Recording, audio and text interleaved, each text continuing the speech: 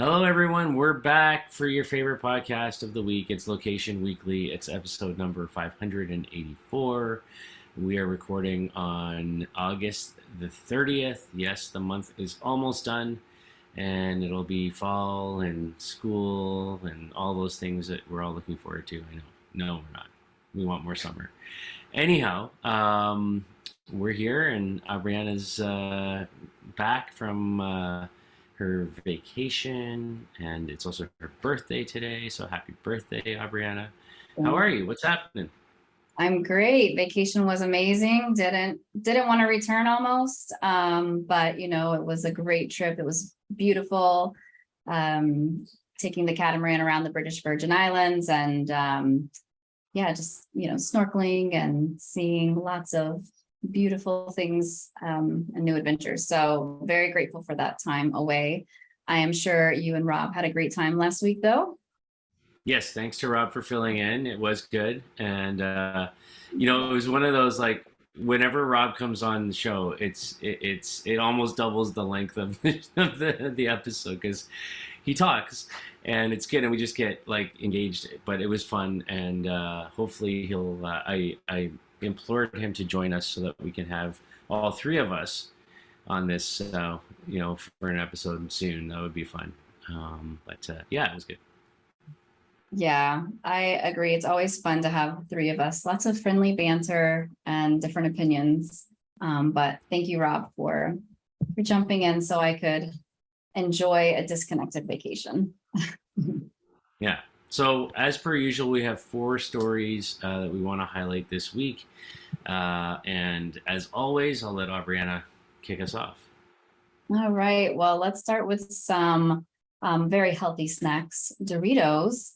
And they have launched an interesting campaign across most of the social media, mobile apps here, but specifically with Snapchat. So now they have launched what they're calling a triangle tracker. So this is a lens that's on Snapchat, and you can use AR to scan real world objects that are in the shape of a triangle, and it flips them into Doritos. So think of like the Louvre or probably lots of other things that you can think of that I can't be creative with right now in my mind. But users can try out this feature, and they can receive a code that they can use to redeem for different merchandise and snack products, and then the potential to win a $250,000 grand prize.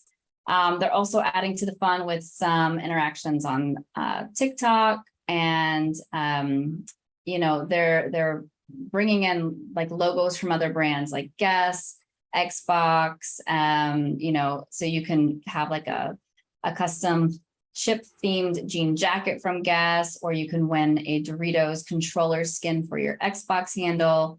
And then if you did watch the MTV Video Music Awards just a couple of days ago, rapper Offset from Migos was highlighting these triangles peppered around the broadcast as well. So they've also done some building takeovers, one in Atlanta, one here in New York, one in Memphis, Tennessee at the Bass Pro Shop. So, think of all the different, I guess, angular buildings that you perhaps have in your town, and turning that into a giant Dorito chip. So they've also done some work with Fortnite, and this is not necessarily in collaboration with them or partnership with them, but I know that you can kind of build into that game as well. So they've engaged with fans there. Overall, this is it's interesting. They're trying to bridge and merge those digital and physical worlds. I think this is fun. I like that they're giving some rewards in terms of exchanging it for snacks or merch, and, promoting the brand that way, and promoting engagement. I feel like every time we talk about these stories, though, I have the same question. I really want to know who wins the grand prizes from the chips and the soda and the candy. I really want to know. If you know anybody who has ever won a prize, please let me know. Because I haven't. I've yet to meet anybody. But that's besides the point. Yeah, I think this is fun. Is it groundbreaking or shattering? No, but it is fun and it's engaging. So bringing that into more than just a filter, as a snap lens, eating something specific as those mini snap lenses have shown in those collaborations. I think this is a more interactive way to get people out and search and find fun things. They also did this really cool thing that with the building takeovers, so consumers who posted like the boldest videos of those building takeovers, they were able to tag Doritos and post hashtag Doritos triangle tracker on TikTok, and they could claim cash prizes. So lots of fun happening. What do you think? Yeah, I think it's super interesting. I like the sort of simplicity of the real world angles around this. Finding locations, finding places where there's buildings or things that are in triangle shapes, and then using that filter to kind of turn them into social media engagement. So I like the sort of the blend between the real world and the sort of virtual world in that sense. I think the Fortnite thing is also interesting. So they've got this kind of bot that you can swap triangles to see in the games with chips, like in real world. So it sort of flips back and forth. So I think we're seeing a lot of brands experimenting. We've talked about this a little bit between the metaverse and the real world, and kind of what's the engagement look like across both of those. And I think there's a lot of it's early days and there's a lot of measurement yet to come. So, but I like that they're kind of doing this on a number of different levels, and it's not just Snapchat. There's a TikTok piece to this. There's artists like you mentioned with Offset and others that are helping drive awareness around this. So I think there's a lot of good collaboration as well. Like when you talk about bringing in non-competitive brands like Guess or Xbox or things like that also have triangles in their sort of branding and makeup. I think that's smart, right? And you can kind of win over potentially fans from other brands that maybe weren't engaged with you. So and kind of leverage each other's social media presence. So I think that's super interesting, and I'm intrigued to kind of watch and see kind of where it goes from here. But it's kind of cool. It is, but don't you feel the need that whenever you talk about Offset, like you just need to pepper in random sounds, like just here and there? I don't know if you ever listen to his music, but yeah, I feel like that's what I should just interject that throughout the stories for the rest of the session today. Yes, do it. All right. Let's make it happen. Okay, so we're on to our second story. And this one's kind of interesting. It's local here in Toronto, where I am. And there's an iconic record store here in Toronto called, I'm talking about vinyl now, Sonic Boom Records. Been around for a long time. They're known for like really, really cool window displays. They've had a lot of celebrities come in and kind of dig around for, vinyl. Like guys like Elton John and people like that have been there. Occasionally, they also sell something called burial singles, which are like secret records kind of thing. So these people have been around for like a super long time. It's probably the best known record store now in the city. It's been the backdrop for for filming for movie and TV series as well over the years. And I just know that being here in Toronto. But what we're talking about today is they've launched something new called Phonomat, and Phonomat is a randomized vending machine that spits out records. It's the first of its kind. It's retro styled, so it looks old school. It's designed and built by a local guy here in Toronto called Craig Small, who previously built something similar for books.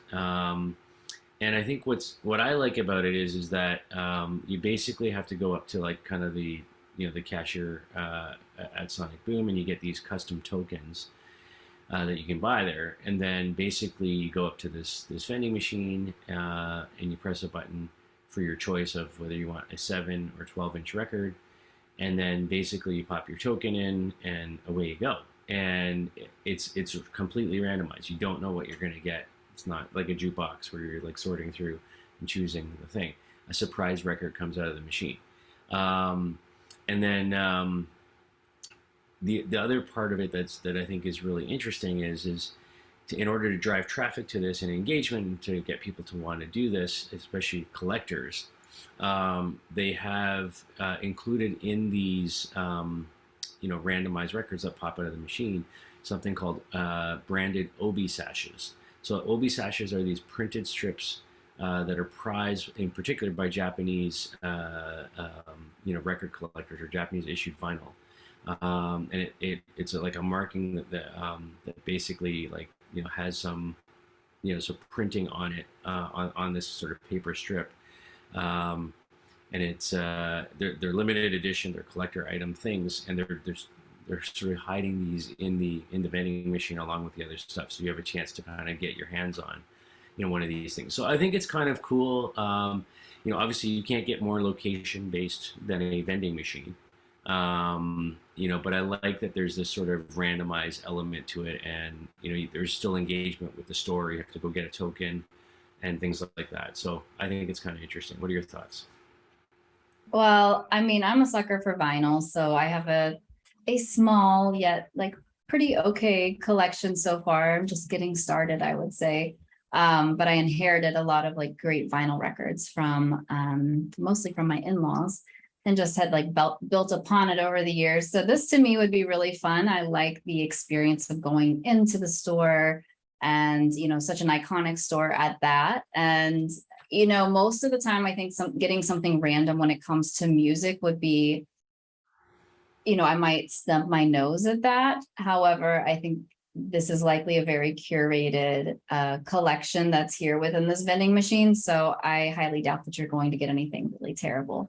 In terms of the I can't remember what you even said they were called, but finding those other things, I have no clue about any of that. So that would be something probably less important to me, but I think it would be a fun experience to go to check out the store, to get the token, like have that unique surprise me. So yeah, if you want to send me a birthday gift and you're in Toronto, I would gladly accept a vinyl from the Bibliomat.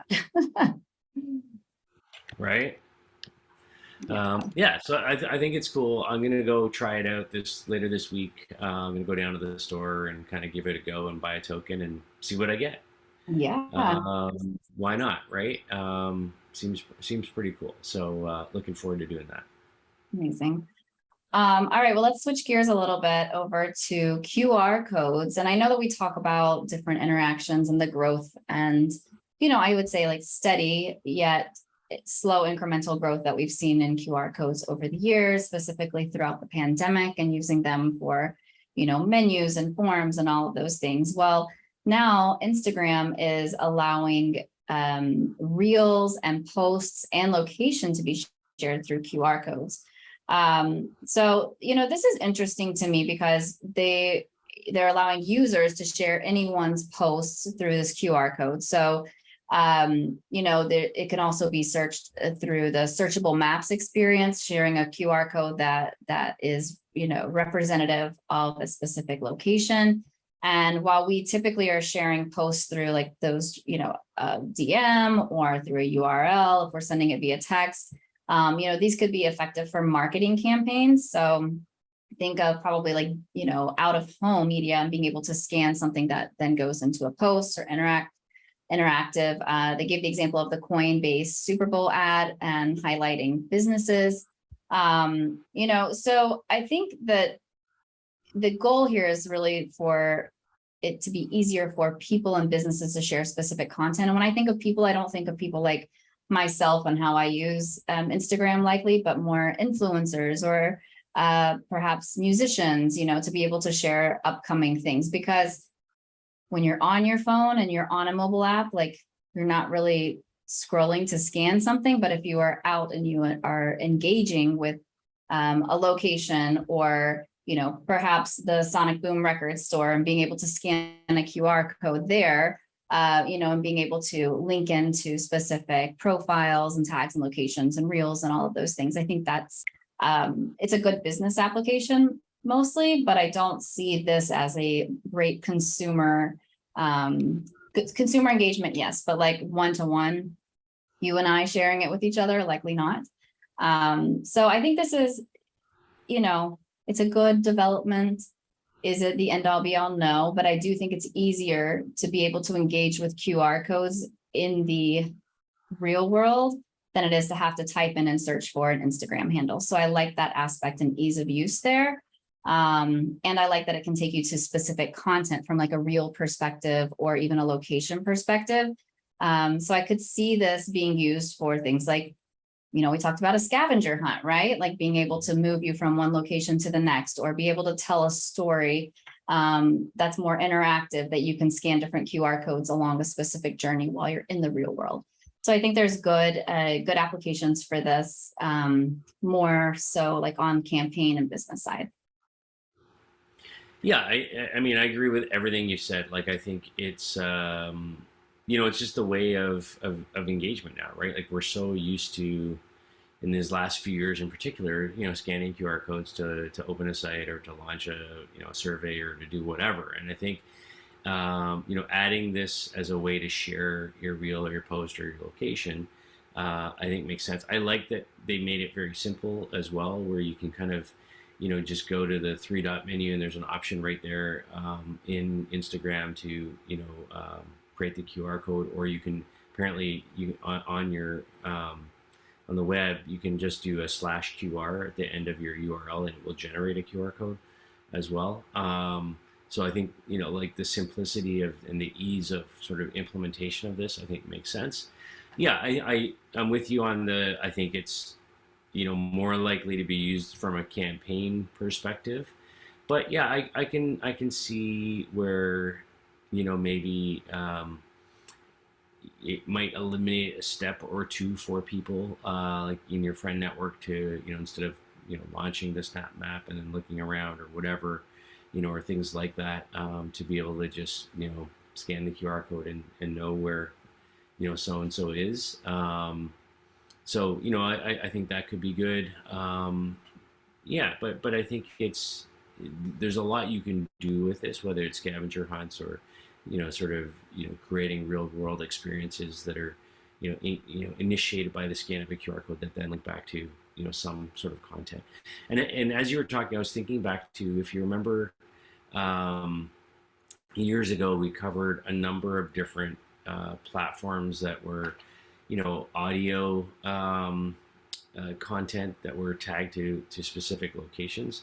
But in this case, if you think about the idea of a reel and having that, reel maybe, geotagged to a location for others to discover that, maybe is initiated by a brand and left at a certain location with a QR code there, I think those kinds of things become really interesting in terms of, sort of finding content out in the real world, that's place-based. So I think there's some opportunities here. Yeah, for sure. Okay, on to our final story now. So Ecom Express is a last mile delivery provider in India, and they have announced a new partnership with What Three Words. Now, we've covered What Three Words many times on this show over the years.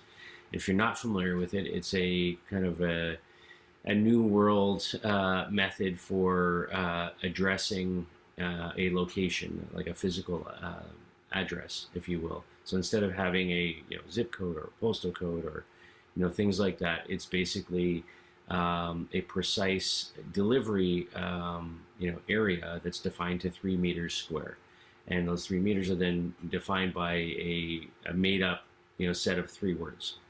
So it could be like Tokyo dumpling noodle or something, whatever.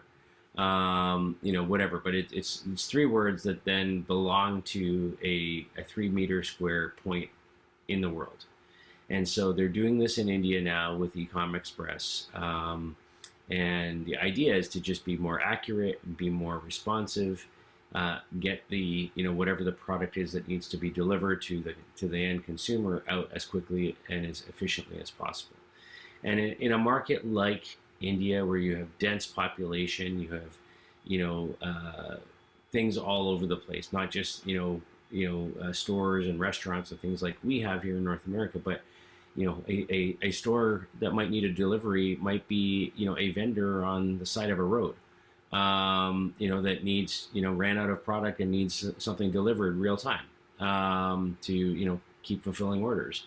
And so that may not have a formal address like we know it, but it may have a what 3 word address that, Ecom Express then can deliver to. So I think there's a lot of potential in this, especially in a market like India. What 3 words is available on iOS and Android and online. It's also available in 51 languages, including 12 South Asian languages. The most sort of common ones spoken in India.